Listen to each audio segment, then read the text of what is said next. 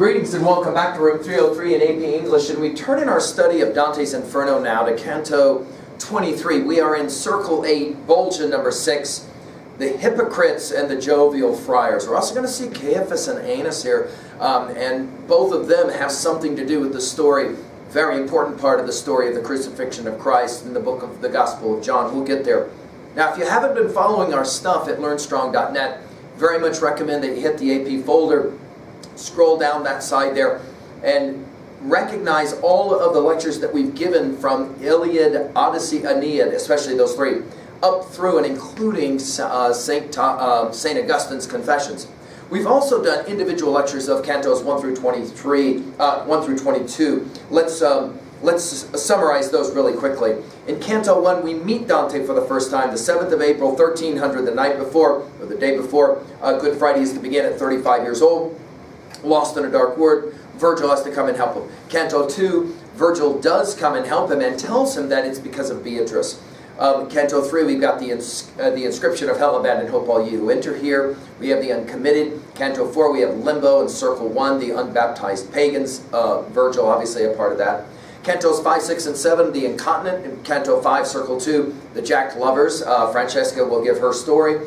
Circle 3 of Canto 6, the gluttons and Chaco, and Circle 4 and 5 of Canto 7, Circle 4, the prodigals and the avaricious, Circle 5, the wrathful and the sullen. In Canto 8, we then move with Pelagius across the Styx. Felipe Argenti is there to the city of Dis, but they don't get in. In Canto 9, they do get in, and that's the Circle 6, the heretics.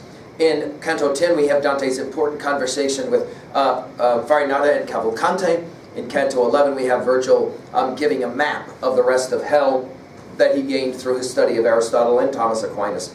Starting in Canto 12, then we've got the violent. Canto 12 will have a Circle 7 round or ring number 1.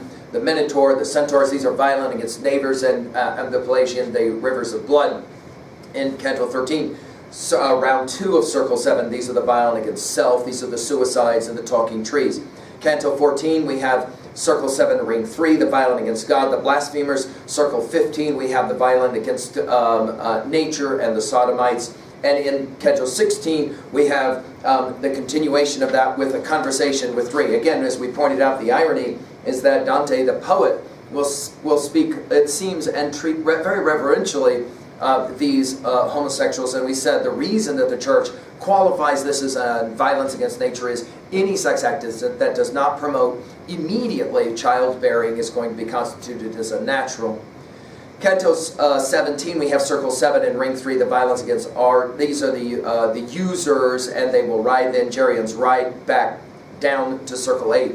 Starting in Canto 18, we have the Circle of Simple Fraud, and this is, of course, the Malabulge and Bulge 1. We have the Panders and the Seducers. In Bulge 2 of Canto 18, we have the Flatters. They spoke poop during their life. Now they swallow poop. It's a disgusting word picture. Canto 19, we have Bulge 3, the Simoniacs, and Pope Nicholas III asking Dante if he is in fact Boniface VIII. In Canto 20, we have Bulge number 4 of Circle 8, the Fortune Tellers. Tiresias is even there. Their heads are turned around, and the tears run down their back to the cleft of their buttocks, we're told. We finished with Canto 21-22. This is Circle 8, Bulge number 5, the Barators, that is to say, people who use their power in inappropriate ways, their political power. And we even have the farting demons, right? So, I mean, we covered all of our bases in that one. We now turn to Canto 23, and the hypocrites of the jovial friars. We'll see this one here in a second. Now, again, I hope that you're reading this material on your own and then using me. Our learning theory, again, in our annotative approach, is to ask 3 guiding questions. What does the text say? What does the text mean to a message's themes? At 2B, we're concentrating on symbolism and irony, and Dante as poet, as politician, and as philosopher. Finally, of course, at level 3, we ask, how can I relate to this information in some meaningful way? At 3A, everything we've studied and anything else we're familiar with, beginning with the Iliad, and finally, how can I relate to this information personally? Okay, well, let's do a quick summary of Canto 23. The lads end up escaping Bulge 5 and the demons that are chasing them, and they make it to Bulge 6, where we have the hypocrites. These hypocrites are dressed in beautiful robes that they stumble in circles around because they're weighted down with lead. They look beautiful on the outside. They're really, really heavy. Of course, we'll talk about why this is a legitimate punishment in a bit. We do have a conversation with the jovial friars, and then we see Caiaphas, who is the one responsible, along with Annas, his brother-in-law, for the crucifixion of Christ, according to the Gospel of John, and he's crucified on the ground there. And we'll have to talk maybe a little bit about what Dante was reading and studying at the time that informs this canto. Let's turn now to Canto 23 and continue. Silent, alone, sans escort. They don't have their demon escort anymore. With one behind and one before, as friars minor, the Franciscan friars, where the older will walk in front, the latter will follow. We journey. This is significant. Dante, there is no throwaways in Dante, I have found, as I teach it to students. Everything is there by design and intentional, and we're going to get to more friars here in a little bit. The present fracas turned my mind to Aesop's Fable, and by the way, it's actually not Aesop that invented this story, but it is a famous story that is attributed to Aesop's by the Middle Ages. Aesop's Fable of the Frog and Mouse. And the idea here is that the mouse needed to get across the river. The frog said, I'll tie you on. He goes down under the water to drown the mouse. The mouse fights for his ability to live, his life. And then a bird of prey comes along like a hawk and will, in some stories, take both of them. In some stories, it'll only be the frog because the mouse is fighting against the frog's leg to get away. You can obviously understand what happens here because the demons are fighting themselves, their prey. That is to say, Dante and Virgil got away. The present fracas turned my mind to Aesop's Fable to read again, of the frog and mouse. Now and this moment are not more similar than did that tale resemble the newer case, if one is conscientious to compare their ends and their beginnings. By the way, this notion of conscientious to compare takes us immediately to our learning theory, connecting new to old. And I want to point out that this idea, we said when we studied St. Augustine, that really he's the one that taught the West how to read. Of course, Dante following closely. Dante is teaching us how to read. In other words, let's compare stories to stories, what we call level 3A, right? Then, as one thought springs from the other before it, that contiguity of ideas, that thinking is fundamental to our understanding of learning theory. This now bore another, which redoubled my terror, that having been fooled because of us with wounds and mockery to make them the more irate, with anger added to their malice, the fiends more fiercely than a dog attacks a hare would soon come after us. By the way, one more time, let's just point it out. All of the word pictures that constitute animals of a kind. Notice here it's dogs and rabbits. I felt the ends of my hair bristling already from the fear. The idea that his hair is standing up because of the fear, right? Intent on what was behind us on the road. Master, I said, unless you can obscure both you and me from sight, and soon, I dread the Malabraca. In other words, I dread the demons, right? Already after us. And I imagine them so clearly, indeed, I hear them now. By the way, let's just point out that it was in that last circle that the berators, that is the accusation that was made against Dante that ultimately ended him being exiled from Florence. Now granted, probably trumped up charges, but nonetheless, there may be a reason why Dante himself wants to get out of that circle and stay out of that circle, right? Notice now Virgil, were I of lead-backed glass, a mirror, I would not take your outward countenance in quicker than I do your inward one in this. He said, this moment your thoughts entered mine in aspect and in action so alike. I have made both their counsels into one. If the right bank is sloped so as to make a way to reach the next fosse, then we can escape the chase we both imagine. In other words, I read your idea, I read your mind, and I'm with you. Let's get out of here. He spoke with barely time to tell me of his plan before I saw them coming. Wings spread wide, eager to seize us, not far and closing in. Dante obviously is giving us a bit of tension here, right? In other words, these demons are starting to freak us out. My leader, and I want to point out the relationship between Virgil and Dante the Pilgrim. Watch this. My leader took me up at once and did as a mother, awakened by a noise, who flees the flames around her and takes her child, concerned for him more than herself, and flies, not staying even to put on a shift. By the way, just let's be reminded that in Virgil's Aeneid, that you'll remember that Aeneas will leave of flaming Troy with Ascanius, and oh yeah, he had a wife with him as well, didn't he? Who, by the way, just happened to be the mother of Ascanius, right? I mean, I think we said that right. Then we get this interesting picture. They got to go down this embankment, supine. So you got Virgil laying back. He gave himself to the rocky place where the hard bank slopes downward to the cleft, forming one side of the adjacent pouch. No water coursing a sluice was ever as swift to turn a land mill's wheel on its approach towards the vans as my master when he passed on down that bank that slanted to the ditch, hurtling along with me upon his breast, not like his mere companion, but like his child. In other words, he put me on his chest, and Virgil slides down so that I'm protected. Again, this close relationship. I mean, I think this is important. This close relationship, right, between the two of them. It's growing. Just as his feet hit bottom on the crest above us, they appear, the demons. And now they held nothing to fear, for that high providence that made them keepers of the fifth ditch willed that they should have no power to leave its bounds. In other words, they're only allowed to be a part of the fifth circle. They're not allowed to move into the fifth pouch. They're not allowed to follow into the sixth, and therefore they are saved. Down at the bottom, now, we discovered a set of painted people, brilliant poetics here, to describe hypocrites, people who say one thing and mean something else, of painted people who slowly trod their rounds, weeping with looks of weariness and defeat. Their cloaks, robes, cowls covering the eyes and face, resembled those of Cluny's monks, the Benedictines. They were rumored to be well livers and to have nice and fancy clothes. Monks in cut. These cloaks were gilded on the side that shows, so that the eye was dazzled. They were beautiful gold robes, but all of lead on the inside. So heavy compared to these, the capes inflicted by Frederick II had a special way of torturing traitors. He would put them in a beautiful robe that had filled with lead, and then put them in a cauldron and heat it up so that the lead would kill them by, torturing them through going around their body. By Frederick were made of woven straw. Oh, heavy mantle to bear through eternity. In other words, this is Dante, the poet, making the observation. This would be a rough punishment to have to carry this heavy weight that looks beautiful on the outside, but it's really, really heavy on the inside. As ever, we pursued our course by turning to the left and bore along with them, intent on how they moaned.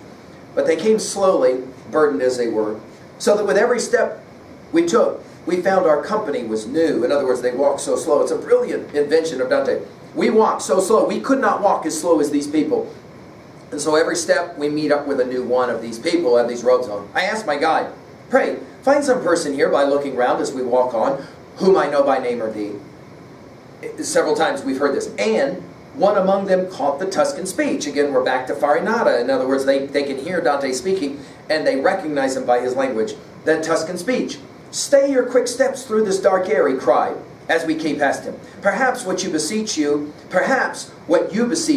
can obtain from me. In other words, let me help you out. At which my guide turned back to me with, wait, let him approach, and then proceed at his pace. In other words, there was somebody behind, now let him catch up, and then we can talk with him. So I stayed, and saw two coming, who by their faces appeared in a great haste of mind to reach my side, although their burden held them in retard, as did the crowding. In other words, they tried to come quickly, but they just couldn't, because they're in these heavy robes.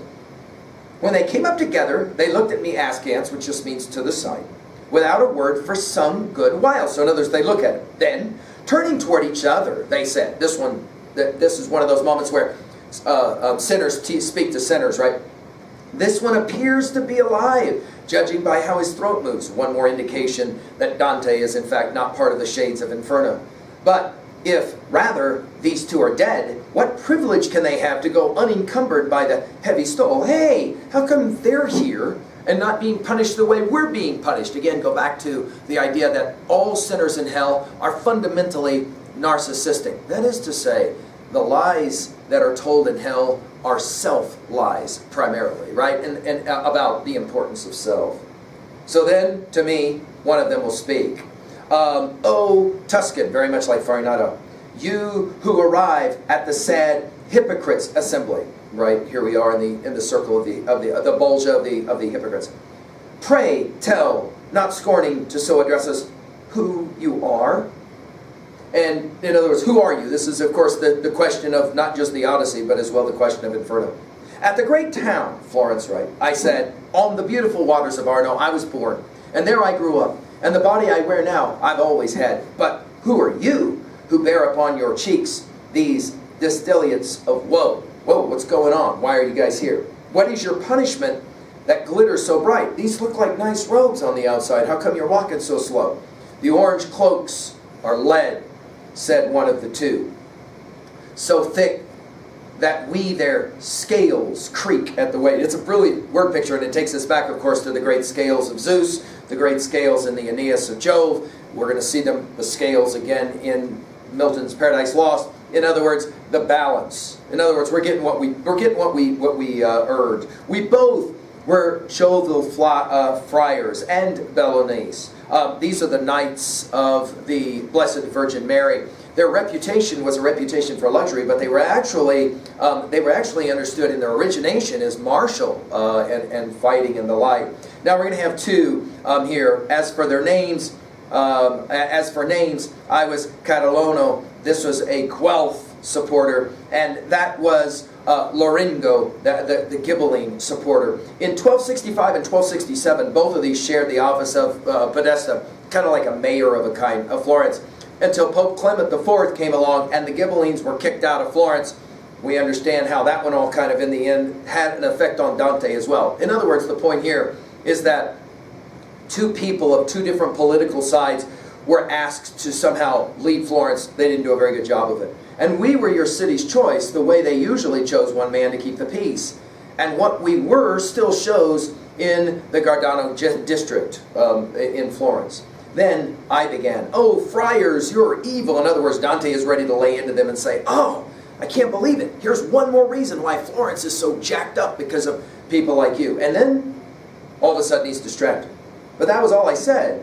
For as I spoke, my eye was caught by one upon the ground, where he was crucified by 3 stakes. Note, the irony is that Caiaphas is going to be the high priest who was responsible, in part, according to the Gospel of John, for the crucifixion of Christ. Notice his punishment is crucifixion. When he saw me there, he squirmed all over, and puffing in his beard, he sighed.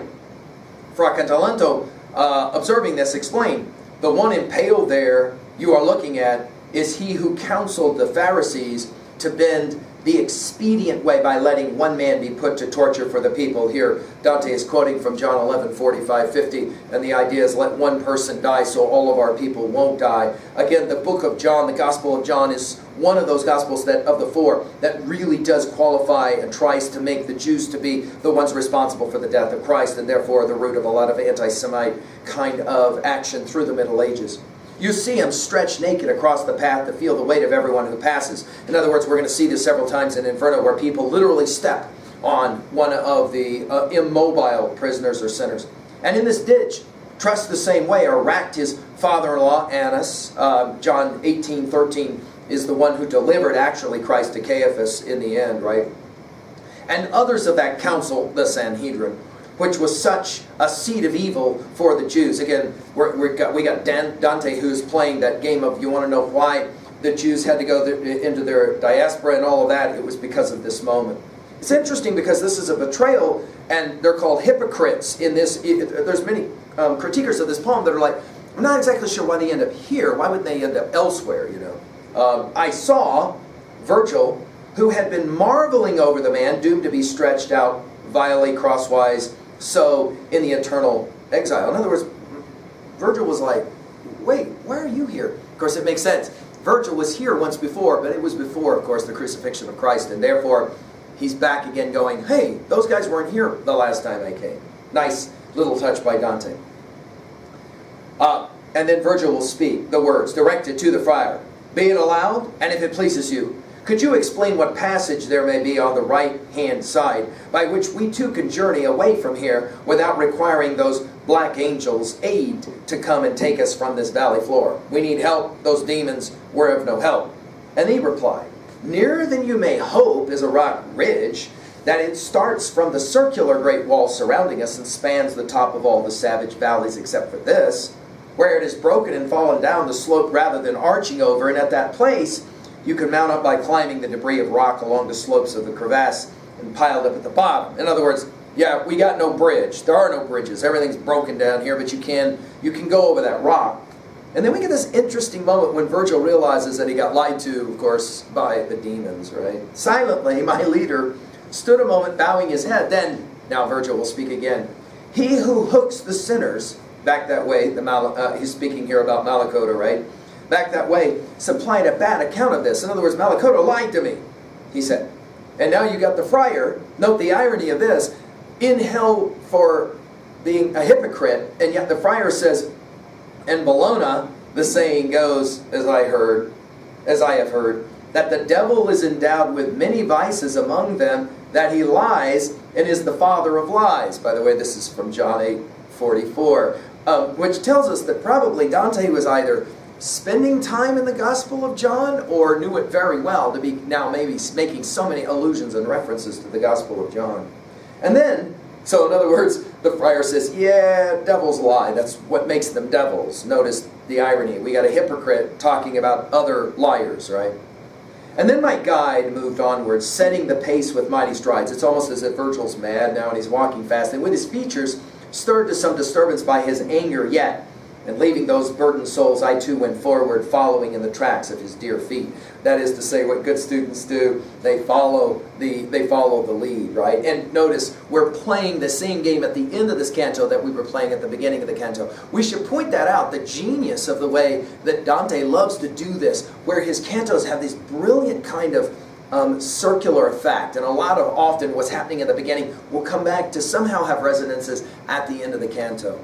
Okay, let's play levels 2 and 3 quickly. At level 2A, well, obviously one of the worst sins is hypocrisy, right? It's increasingly lower and lower in hell, hypocrisy. Of course, you could make the argument almost all of the sins of Inferno are a form of lying.